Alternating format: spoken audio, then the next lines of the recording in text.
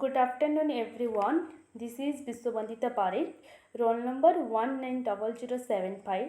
I am going to give a presentation on preparing event proposals.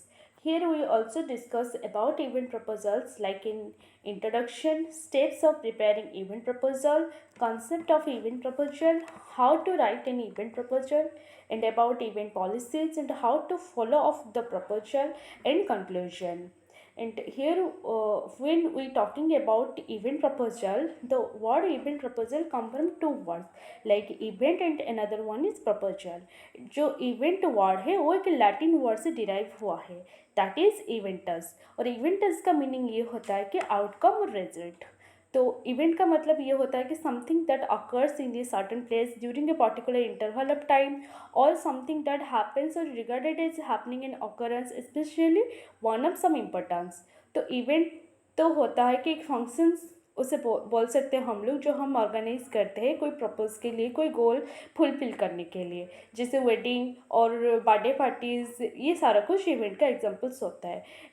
In the second thing is proposal. जो proposal होता है कि strategic weapon होता है, क्योंकि कुछ भी हम प्रोजेक्ट और प्रेजेंटेशन बनाते हैं उसके अंदर हम स्ट्रैटेजी बनाते हैं, तो वो स्ट्रैटेजी वर्ड, एक्सेल और पावर पॉइंट फाइल फॉर्मेट में भी बना सकते हैं।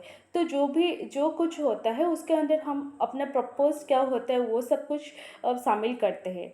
तो इवेंट प्रपोजल ये होगा कि हम कोई भी प्रपोजल जो कम्प्रिहेंसिव डॉक्यूमेंट के तौर पर बनाते हैं इवेंट को डिस्क्राइब करने के लिए, और उसके अंदर जो आउटलाइंस हम लोग रखते हैं कि क्या service as a event planner हम प्रोवाइड करते हैं, उसके साथ साथ क्लाइंट्स का डिजायर क्या होता है, और एक गुड रिटर्न इवेंट प्रपोजल है वो एक इवेंट प्लानर से दूसरे इवेंट प्लानर से अलग करता है। उसके साथ साथ एक एस्टेब्लिश करता है इवेंट प्लानर को या फिर कंपनी को to win the trust of an client.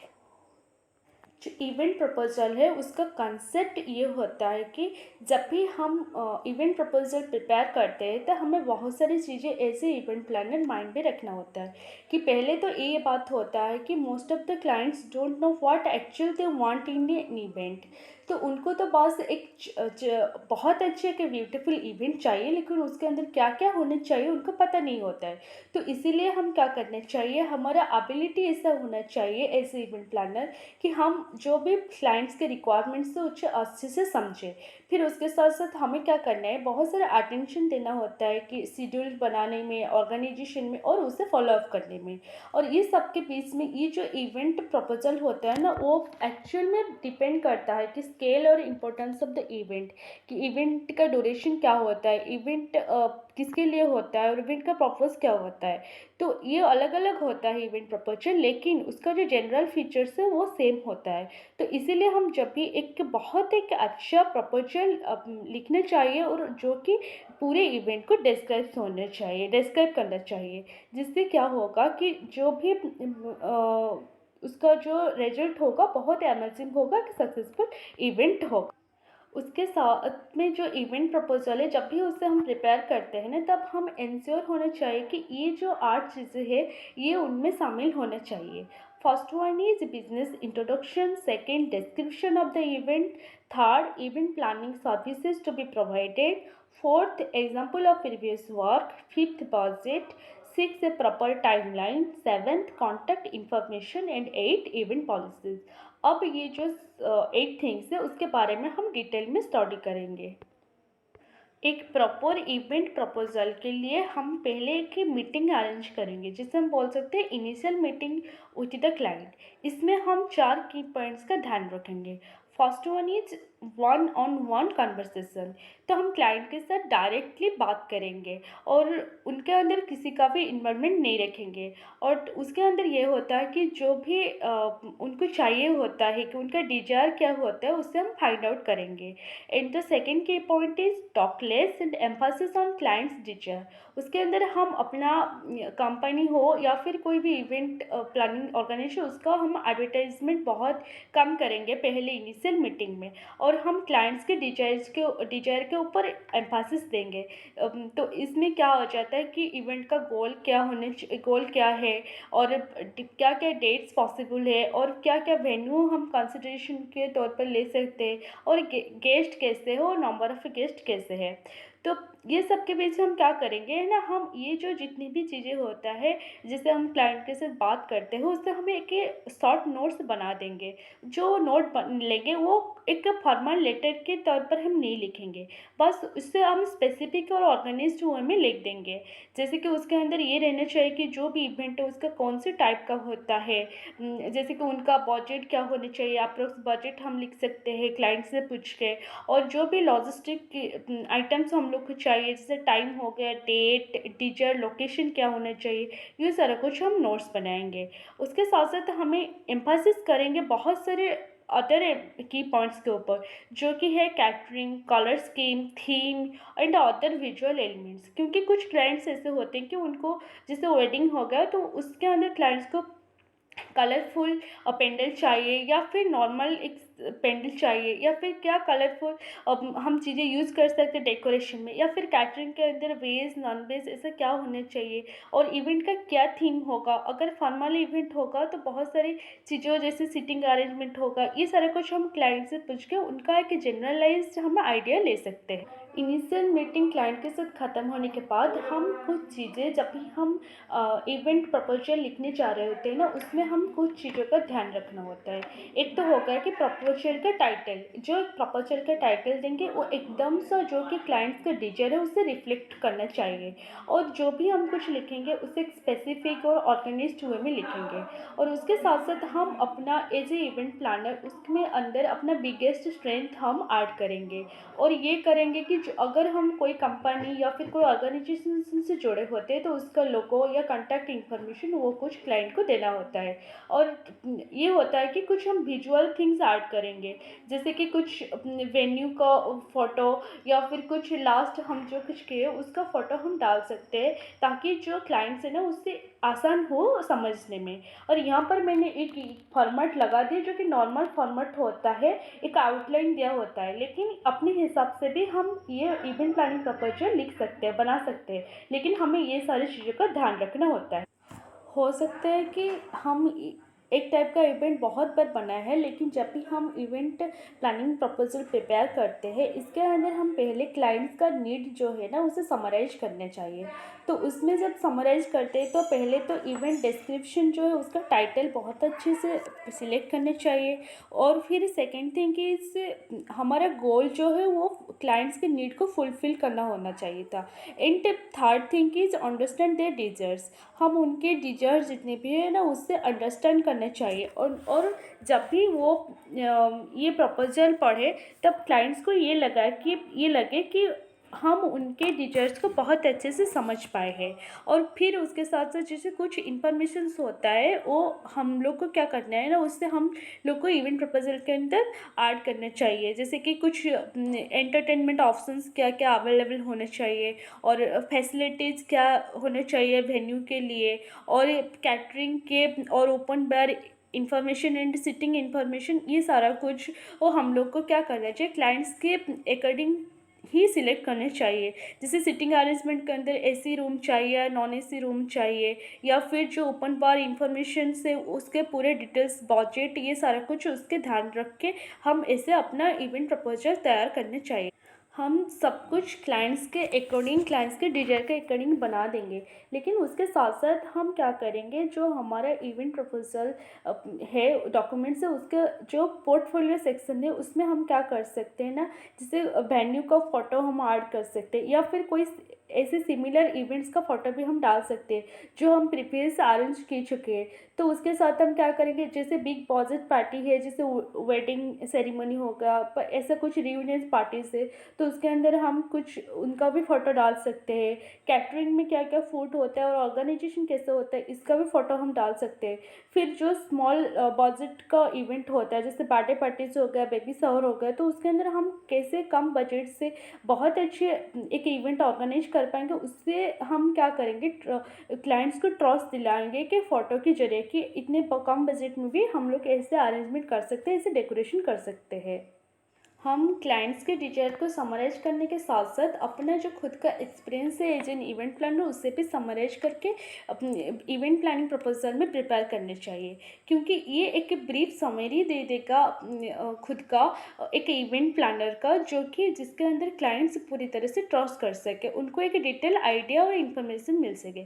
इसके साथ साथ हम क्या करेंगे, फ़ोटोज़, स्केचेस, न्यूज़ क्लिपिंग्स और जो रिव्यू होता है कि जो लास्ट इवेंट हम लोग ने अरेंज किया है, जो हमारे पहले जो क्लाइंट है उनके तरफ से जो रिव्यू है वो सारा कुछ हम ऐड कर सकते हैं। इसके साथ साथ हम क्या इंक्लूड करेंगे, बायोडाटा, जो कि हमारा उसके अंदर हम इंक्लूड करेंगे कि हमारे कैपेबिलिटीज़ क्या है, या फिर हमारे पास अगर कुछ सर्टिफिकेशन है तो उसे में हम बायोडाटा के अंदर ऐड कर सकते हैं। और हमारा कॉन्टैक्ट डिटेल्स जैसे address, phone number, email address, ये सब कुछ हम ऐड करेंगे।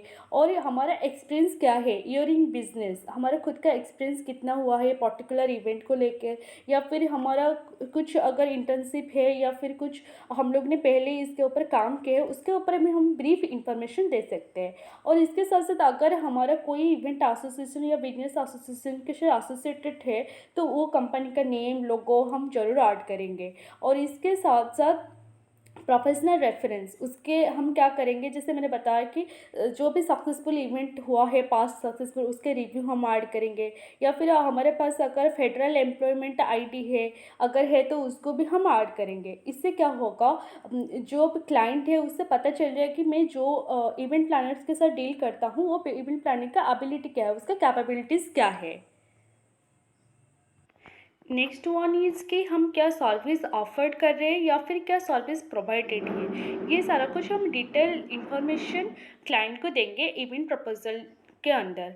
तो जब भी हम इवेंट प्रपोजल प्रिपेयर करते हैं तो इसमें अंदर हम देखते हैं कि इवेंट कौन से टाइप का होता है। अगर बिग बजट का या फिर एक्सट्रीम लार्ज होता है उसका, जैसे वेडिंग हो गया उसका मल्टीपल फंक्शंस होते हैं जैसे कॉकटेल पार्टी, और उसके अंदर हम क्या करेंगे, हम कुछ सर्विस प्रोवाइड कर सकते हैं जैसे hiring of staff, ordering and serving food, setting up the tables, ये सारा कुछ हम सर्विस उनको ऑफर कर सकते हैं, ये उनको आश्योर करें।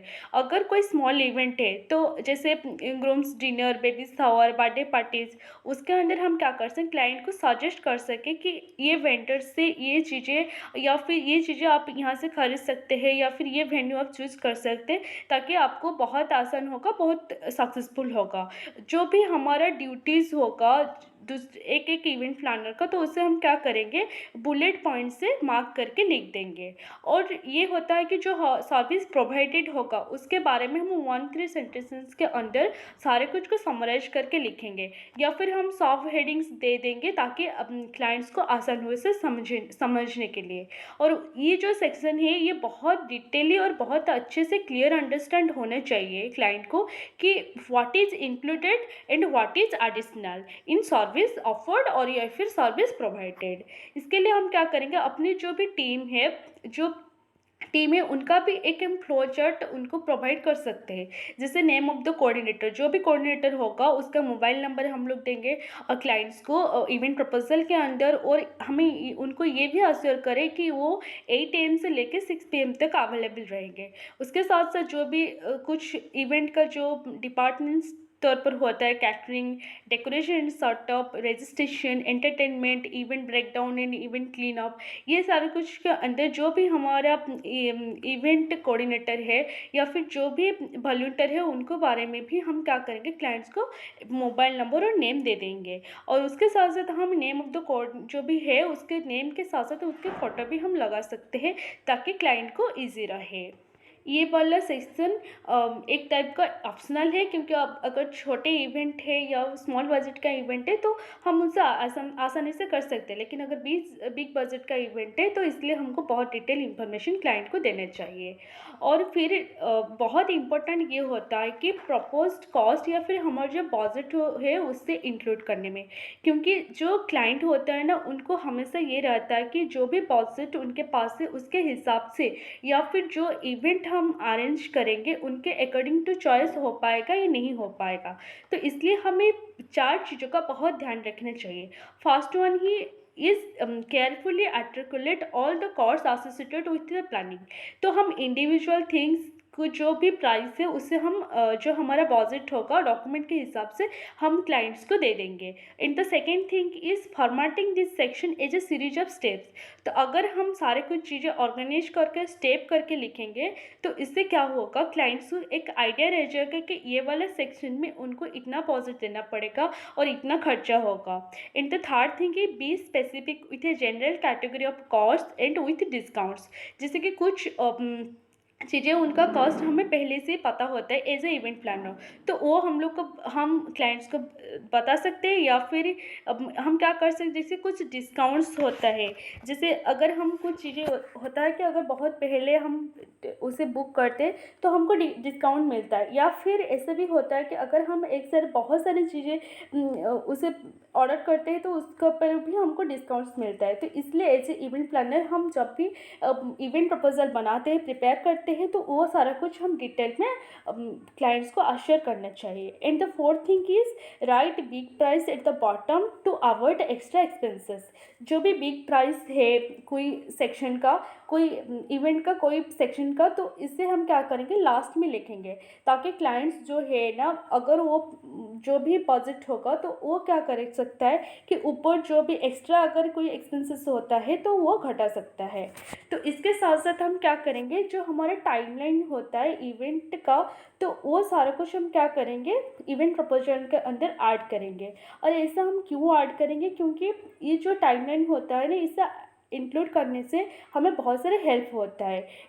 First one is to elevated all concerns of event, second thing is ensure approximate timeline of work, and third thing can help is any concerns. That means हम इवेंट के अंदर कोई भी कंसर्न्स को लेके, कोई भी सेक्शन को लेके या फिर कोई भी आइटम्स को लेके अगर हम पहले से ही प्रॉपर टाइमिंग या अप्रोक्सीमेट टाइम के साथ उसके काम करेंगे, उसके साथ डील करेंगे, तो हमें बहुत इजीली और बहुत अच्छे से स्मूथली वो इवेंट हो जाएगा। यहाँ पर मैंने एक टेम्पलेट लगा रखे है एग्जाम्पल के तौर पर, जो कि पहले तो ये होता है कि जो इवेंट प्रपोजल होता है जो 4-6 मंथ बिफोर प्लानिंग हो जाना चाहिए। और उसके साथ साथ हम क्या करेंगे, जैसे यहाँ पर कि ये है कि क्रिएट इवेंट प्लान आइटम के, create a budget, select venue, book speakers, create preliminary agent of event. तो ये सारा कुछ क्या होता है ना, कि हम एक टारगेट डेट रख देंगे अपना इवेंट प्रपोजल के अंदर कि इतने डेट तक हम ये फुलफिल करेंगे, या फिर वो कौन से डेट पर कंप्लीट होता है, ये सारा कुछ हम डाटा रखते जाएंगे। और उसमें साथ क्या करेंगे, हम जो लास्ट है, जो लास्ट डॉक्यूमेंट्स के लास्ट में जब भी हम इवेंट प्रपोजल प्रिपेयर करते हैं, उसमें हम क्या करेंगे, अपना इवेंट पॉलिसीज़ ऐड करेंगे। तो इवेंट पॉलिसीज़ के अंदर हम क्या करेंगे, जो टाइम लिमिटेड टाइम ऑफर है, जो टिपिकली 60 डेज होता है, तो उससे हम एक नॉर्मल कंडीशन के तौर पर रख सकते हैं। या फिर अगर वो क्लाइंट्स पॉलिसी कैंसिलेशन कर देते तो फिर 15 डेज, इवेंट के 15 डेज बिफोर कैंसिल नहीं कर पाएंगे। अगर कैंसिल करेंगे तो रिफंड कैसे होगा, तो जैसे 50% जनरली होता है, वो सारा कुछ हम ऐड करेंगे। एट द थर्ड थिंग कि जो पेमेंट हम क्लाइंट्स देंगे तो वो कैसे देंगे, मोड ऑफ पेमेंट क्या होगा, या फिर इंस्टॉलमेंट बेसिस पे ऊपर कितना एडवांस देंगे, और क्या है उसका जो नॉर्मल कंडीशन है, वो सारा कुछ हमें इवेंट प्रपोजल के लास्ट पेज में डॉक्यूमेंट्स में रखने चाहिए। और ये सारा कुछ जब भी हमारा इवेंट प्रपोजल तैयार हो जाता है, हम उसे क्या करेंगे, प्रॉपर एक सर्टेन इवेंट के लिए हम क्लाइंट को भेज देंगे। और भेजने के बाद हम उसे throughout the event in to the forwarding to the successful event हम उसे कैसे फॉलो करेंगे। First, reach out to them. हम क्या करेंगे, उनके प्रति सपोर्टिव रहेंगे, उनको जो भी अभी कुछ ऑफ़र करेंगे, कुछ अगर उनको सजेशन चाहिए या फिर कुछ सपोर्ट चाहिए, उनको हम सपोर्ट करेंगे, उनसे ऑफ़र करेंगे। And the second thing is open communication. हम क्लाइंट के साथ क्या करेंगे, हमारा जो भी आइडियाज़ है वो हम एक्सप्रेस करेंगे, वो ट्रांसपेरेंसी रहेगा communication. And the third thing is be responsive and provide personal attention. हम क्लाइंट को पर्सनल अटेंशन देंगे, उनको अगर कोई भी सिचुएशन में दिक्कत होता है या फिर इवेंट को लेकर कुछ इश्यूज होता है, तो वो हम क्या करेंगे, इन्हें रेस्पॉन्सिव हुए बहुत अच्छे से रेस्पॉन्ड करेंगे, उसको सॉल्व करेंगे। तो यहाँ पर हम ये देखें कि जो एक गुड प्रपोजल होता है इवेंट का, वो क्या करते हैं ना, हमारे जैसे मार्केट में अभी इवेंट प्लानिंग को लेकर बहुत सारे कंपटीशन चलते हैं, उससे हम क्या करते हैं 95% हमारे इवेंट प्रपोजल से हम लोग जीत जाते हैं और हमको मिल जाते हैं। और यहाँ क्या क्या होता है, जब भी हम इवेंट प्रपोजल बनाते हैं सर्टेन इवेंट पे, वहाँ पर क्या होता है, हमारे जो स्किल होते हैं ना, उससे कितने मास्टरी है हमारे उस स्किल के ऊपर बिजनेस टेकअप करने के लिए, वो हम अच्छे से रिफ्लेक्ट कर पाएंगे। और ये सिर्फ इवेंट प्लानर को नहीं, जो भी क्लाइंट्स है ना, उससे भी बहुत ज़्यादा इम्पैक्ट करता है ये इवेंट प्रपोजल, और उनका बहुत ज़्यादा हेल्प करता है for a right event, for choosing a right event planner and right event planning company with a vision to assist them in planning a beautiful event. And no doubt ये जो event proposal है वो types of event के हिसाब से बदल जाता है, लेकिन उसका जनरल फीचर्स से वो सेम होता है सबके लिए। और हाउ फॉर इन एडवांस अगर हम लोग ये इवेंट प्रपोजल के अंदर ये सारा कुछ काम टाइमलाइन के अंदर बजट के हिसाब कर देते हैं, तो ये सारा कुछ क्या होता है माइलस्टोन्स के हिसाब से काम करते हैं leading up to the event. And as you discuss this with the client, the main point to the communicate is to let them feel like we have everything take care of and they will not have to stress. तो हम event proposal के अंदर इतना detail में और कुछ चीज़ें brief में, जैसे हम कुछ फ़ोटोज़ वगैरह ऐड कर सकते हैं, ये सारा कुछ रखेंगे ताकि क्लाइंट्स जो है उनको अश्योर हो जाए कि हाँ मुझे एक बहुत अच्छा इवेंट मिलेगा और ये इवेंट प्लानर बहुत अच्छे हैं, उनको कोई भी स्ट्रेस नहीं रहेगा। So here this is all about preparing an event proposal, and thank you.